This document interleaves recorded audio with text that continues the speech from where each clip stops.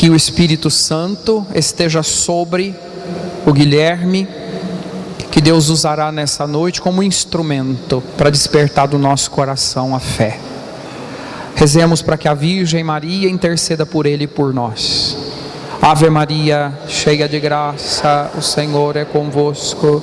Bendita sois vós entre as mulheres, e bendito é o fruto do vosso ventre, Jesus. Santa Maria, Mãe de Deus, rogai por nós, pecadores, agora e na hora de nossa morte. Amém.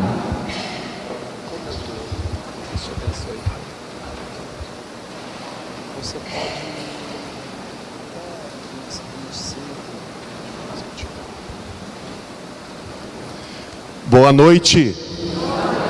Louvado seja o nome de nosso Senhor Jesus Cristo. Como o Padre André me apresentou, eu me chamo Guilherme, eu tenho 27 anos, eu sou casado com a mulher mais linda do mundo, que é a Janaína, que eu trouxe aqui para vocês verem que eu não estou mentindo. Por que ela é a mulher mais linda? Porque foi a mulher que Deus preparou para mim. Então, de todas as outras mulheres, Deus falou assim: é essa. Então ela é a mulher mais linda.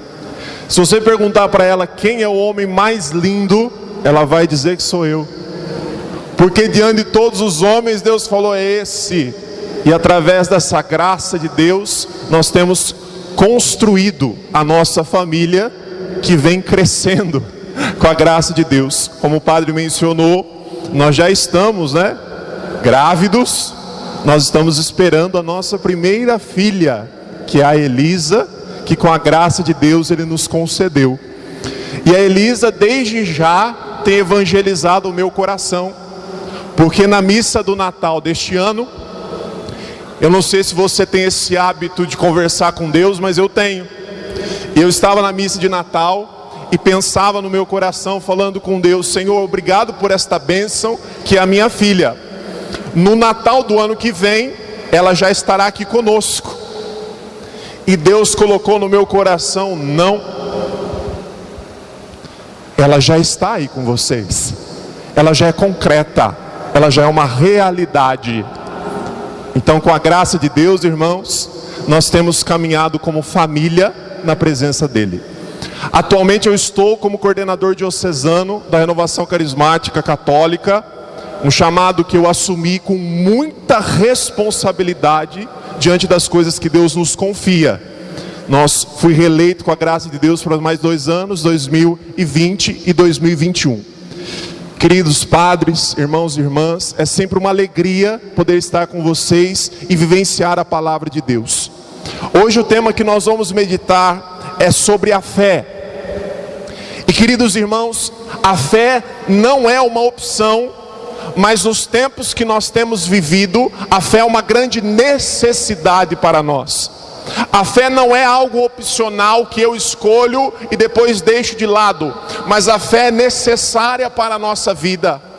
Nunca, talvez como nos tempos de hoje, nós temos tanta necessidade da fé como nos dias atuais.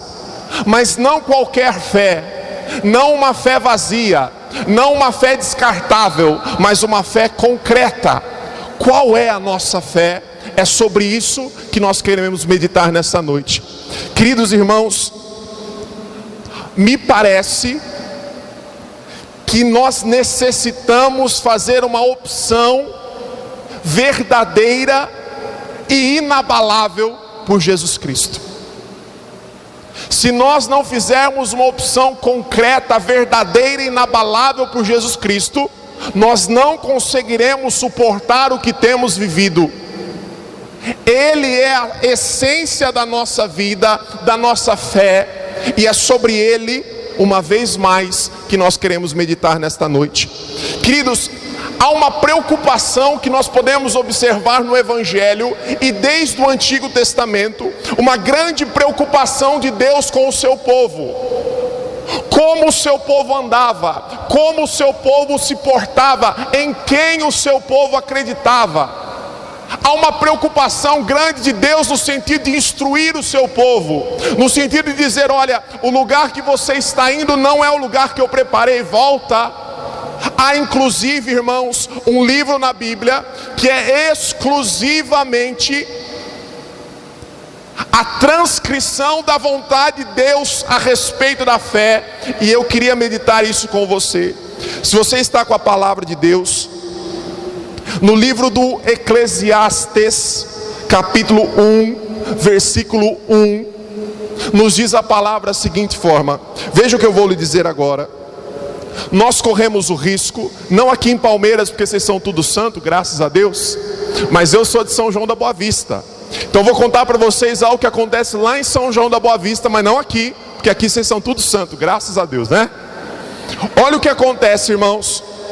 Quando nós nos colocamos na presença de Deus, seja na Eucaristia, seja na pastoral que nós participamos, seja no movimento que nós frequentamos, quando nós nos colocamos em escuta da palavra, muitas vezes nós achamos que a palavra não está sendo dirigida a nós, mas que a palavra está sendo dirigida talvez para um familiar, para um marido, para um vizinho. Então você está na igreja, mas você está pensando assim: essa palavra de hoje foi para o meu marido, pena que ele não está aqui hoje, falou certinho para ele. Essa palavra foi para minha esposa, pena que ela não está aqui hoje. Querido irmão, a primeira pessoa que Deus dirige a palavra é para mim. Coloca a mão no teu peito e fala assim: Deus quer falar comigo, e através de mim levar a sua palavra aos meus.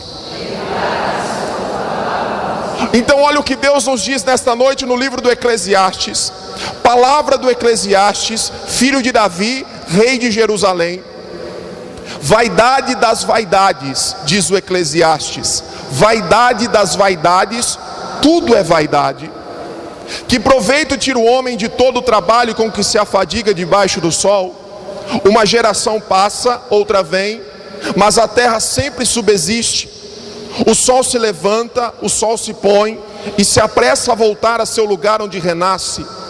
O vento sopra para o sul, volta para o norte, volteia e gira nos mesmos circuitos.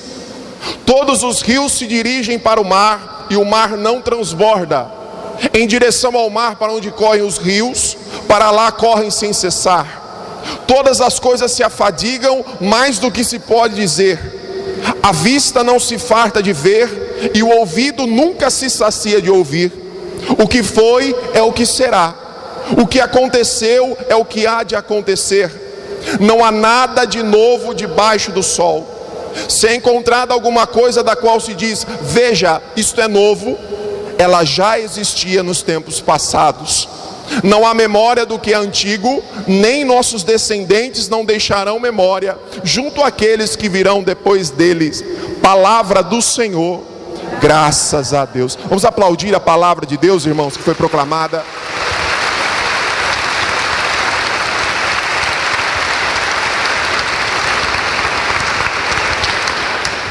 Queridos, o livro do Eclesiastes é um grande alerta sobre a fé. O livro do Eclesiastes é diferente de todos os outros livros da Bíblia. No livro do Eclesiastes Deus não aparece. No livro do Eclesiastes não há diálogo. O livro do Eclesiastes é atribuído ao rei Salomão. Como você bem sabe, o rei Salomão foi o rei mais sábio que existiu. Um rei de extremo temor a Deus, que procurava na sua vida viver aquilo que Deus lhe pedia. Pois bem, o livro do Eclesiastes é os escritos, as reflexões, melhor dizendo, de Salomão. E veja o que diz no capítulo 1. Salomão começou a olhar o seu reino, começou a olhar como as pessoas viviam, começou a olhar as relações entre as pessoas, e Salomão começou a dizer: olha, tudo é vaidade. Talvez um dos versículos mais conhecidos da Bíblia seja esse: vaidade das vaidades, tudo é vaidade. Qual é a vaidade que Salomão está dizendo? No primeiro momento nós tendemos a pensar que a vaidade que Salomão nos diz é uma vaidade relacionada àquela pessoa, por exemplo, que você marca para sair com ela às 8 horas. Quando deu 8h30 ela ainda não está pronta. E você diz para ela assim: você não está pronta ainda? e a pessoa fala: eu estou me arrumando, está olhando no espelho, né? E a gente acredita que ser vaidoso são pessoas como essas, que se preocupam demasiadamente com a sua aparência. Mas irmãos, a vaidade do livro do Eclesiastes, a vaidade que Deus hoje nos coloca, ela é traduzida como uma ausência de sentido, como um vazio. Salomão então viu as relações entre as pessoas e disse: tudo isso é vazio. Salomão olhava o sol, olhava as estrelas, olhava os mares, e nos outros dias tudo acontecia da mesma forma. As pessoas morriam e as pessoas nasciam. Não há nada de novo debaixo do sol, de Salomão. Ora, irmãos, o que ele está querendo nos dizer? Salomão está nos retratando uma vida sem Deus. Uma vida sem Deus é uma vida sem sentido. Salomão está nos retratando o reflexo de uma vida sem fé, uma vida onde eu não tenho relacionamento com Deus, uma vida onde eu me distancio de Deus, uma vida onde a minha fé não é depositada nele, mas é colocada em qualquer outra coisa que é me oferecida. Uma vida, irmãos, que não acontece aqui porque vocês são tudo santo, graças a Deus, mas uma vida onde, ao invés de colocar a minha fé nele, eu sou capaz de me colocar a minha fé num objeto, num amuleto, numa pessoa, mas não em Deus. O que Salomão está nos descrevendo há muitos anos atrás é justamente aquilo que nós estamos vivendo hoje, sim ou não? Se você veio, meu irmão, minha irmã, procurando hoje um sentido para a sua vida, Deus está lhes dizendo que a única coisa que pode dar sentido à sua vida é uma fé verdadeira nele. Não há nada neste mundo que preencha o nosso coração senão uma fé verdadeira em Jesus Cristo. E o que nós ouvimos hoje no mundo é justamente o contrário. As pessoas vão dizendo para nós, através das suas atitudes, através das suas palavras, que quem acredita em Deus na verdade é alguém atrasado, que quem acredita em Deus na verdade é alguém que ficou ultrapassado. Deus está lá atrás, o futuro não pertence a Deus, no futuro a gente não precisa de Deus. E o reflexo disso, irmãos, é que nós percebemos cada vez mais as pessoas infelizes, angustiadas, porque quanto mais eu tiro a minha fé em Deus e coloco em algo, mais vazio o meu coração se sente. A grande pergunta que Deus nos faz nesta noite é: em quem eu deposito a minha fé? E veja que depositar a fé, meu irmão, minha irmã, é uma atitude diária, concreta, contínua. Deixa eu lhe perguntar uma coisa. Quem aqui tem problema? Levanta a mão. Ah, então eu estou pregando para o povo certo. Lá em São João da Boa Vista, sabe o que acontece? As pessoas dizem: eu tenho fé em Deus. Quando passam por um primeiro problema, por uma primeira tribulação, a primeira coisa que eles largam é Deus. Ora, deveria ser o contrário. Eu faço daquele problema, daquela situação, daquela doença, um testemunho de fé em Deus. As pessoas, ao olharem para mim, precisam enxergar um testemunho concreto de Deus, irmãos, porque nada neste mundo nos preencherá senão isso. Veja, você compra um carro e você paga lá em 72 suaves prestações, é assim ou não é? Vem aquele carnê maravilhoso. Toda vez que você lembra o carnê, você fala: meu Deus, o que eu fiz? Você compra um carro. Quando chega o carro, parece que a sua vida tem sentido. Você olha aquele carro na garagem, você começa a tirar foto, você manda para os parentes: olha só o meu carro, que alegria. Parece que todo o vazio que muitas vezes nós sentimos naquele carro, tudo foi embora. Você tira foto, você manda para os parentes, você não vê a hora de andar com o seu carro novo na rua e encontrar um conhecido para dar carona. Principalmente quando o nosso carro tem um ar-condicionado. Já prestou atenção? Você está andando com o carro novo, você encontra alguém conhecido, você para o carro do lado e fala assim: quer uma carona? A pessoa vai dizer: não, eu vou aqui pertinho. E você fala: não, eu faço questão, eu te levo. E a pessoa entra no seu carro e você diz para ela assim: tá quente hoje, não tá? Ela fala: tá. Você, irmão, com todo orgulho no seu coração, você diz assim: deixa eu ligar o ar-condicionado. Preenche o nosso coração, sim ou não? Preenche. Mas eu lhe digo, depois de um mês, você já gosta daquele carro como no primeiro dia? Não. Depois de 2 meses, você já tem o mesmo cuidado com o carro que você tinha no primeiro dia? Não. Porque, irmãos, o Senhor está nos dizendo que a única coisa que preenche o coração do homem e da mulher é uma fé concreta nele. Cuidado com as coisas que você tem trocado, cuidado com o lugar que você tem colocado Deus na sua vida. E veja, quando Salomão nos escreve esse cenário, diz a palavra também no Evangelho de João, que o verbo de Deus se fez carne e habitou entre nós. Isto é, Jesus se fez homem, Jesus caminhou conosco, Jesus falou conosco, como nós vimos no Evangelho, Jesus nos tocou, Jesus nos curou. Então a nossa fé não é algo vazio, não é uma ideia, não é algo solto. A nossa fé é uma pessoa que eu me relaciono todas as vezes que abro o meu coração. A minha fé é uma pessoa chamada Jesus Cristo. E sabe, irmãos, quando nós depositamos a nossa fé nele, esta fé vai provocando em nós mudanças. Eu acho propício nós meditarmos isso no início do ano, porque no início do ano nós colocamos um monte de meta, nós fazemos lá nossa listinha de objetivos. No início do ano eu vou fazer isso, eu vou fazer regime, eu vou fazer tal coisa, eu vou fazer tal coisa. Pergunto: quem de nós colocou na sua lista para 2020 que em 2020 deseja ser mais santo? Quem colocou na sua lista de 2020 que em 2020 quer ter mais fé em Jesus Cristo?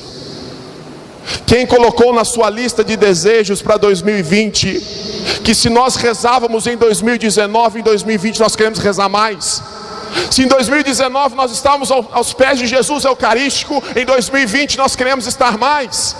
Porque, queridos, não tem como nos relacionar com Jesus e sermos a mesma pessoa. Ele vai nos mudando por inteiro. Diz a palavra que passou-se o que era velho e tudo se fez novo. O relacionamento com Jesus vai nos transformando. O relacionamento com Jesus vai mudando a nossa percepção, a nossa maneira de ser, a nossa maneira de nos relacionar. Porque Deus sempre transborda. A fé que eu tenho nele é capaz de atingir também o outro. Eu quero encerrar esta pregação, irmãos, para que nós oremos, dando um pequeno testemunho a você. Quando nós colocamos a nossa vida, a nossa fé em Deus, Ele que é a essência da nossa vida, Ele que é o sentido, tudo na nossa vida começa a ser transformado. Porque a nossa maneira de ver o mundo muda, a nossa maneira de ver a nossa família muda, a nossa maneira de nos relacionar muda. E eu gosto de dar sempre um exemplo fácil para você entender o que eu estou querendo dizer. Tem dia, irmãos, no seu relacionamento dentro de casa, que você, por exemplo, vai tomar um café da manhã, e às vezes a sua esposa, ela erra um pouco do açúcar. É só um exemplo, tá? Estou ilustrando aqui, e nada com a realidade. Ela erra um pouco o açúcar, e ela vem para você e diz assim: como está o café? Você diz para ela assim: nossa, que café amargo. Pode ser que ela olhe para você e diz assim: amargo está você, da próxima vez você faz. Pronto. Foram os dois trabalhar bicudo. Mas quando eu deposito a minha fé em Deus, Ele vai me dando a capacidade de ser como Ele. Ora, Se Deus teve misericórdia comigo, eu também tenho que ter misericórdia com o outro. Se Deus me ama, eu também sou capaz de amar o outro. Se Deus tem paciência comigo, eu também sou capaz de ter paciência com o outro. A fé em Deus vai nos transformando. Então, na mesma cena, se a sua esposa errar um pouquinho o café, o açúcar do café, e ela lhe disser como está o café, mesmo que esteja amargo, você vai olhar para ela e dizer assim: está docinho. Só não está mais doce que você. Pronto. Irmãos e irmãs, o que o mundo necessita é de pessoas que assumam a sua fé sem medo.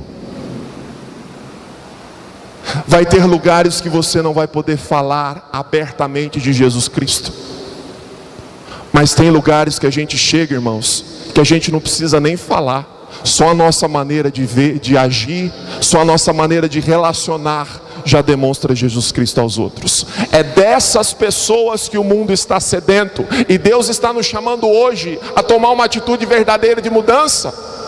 Nós não podemos começar mais um ano da nossa vida da mesma forma. Nós não podemos começar mais um ano da nossa vida vivendo da mesma maneira. Mas é necessário hoje uma atitude concreta. Senhor, me ajuda a ter mais fé. Uma fé verdadeira em Ti, Senhor. Se você porventura veio hoje talvez com a sua fé esmorecendo, enfraquecendo, que nós possamos nessa noite pedir essa graça a Deus. Senhor, renova a minha fé. Dá-me uma fé verdadeira, firme e concreta em Ti, Senhor, porque eu desejo isso para o meu coração. Queria convidar você, meu irmão, minha irmã, a num momento breve, feche os teus olhos. Queria convidar você a não se preocupar nesse momento com quem está do seu lado, mas que você entendesse de fato que nessa noite o Senhor nos chama, que muito mais do que um convite de um amigo, de um familiar, de um parente seu, há um chamado de Deus para a sua vida.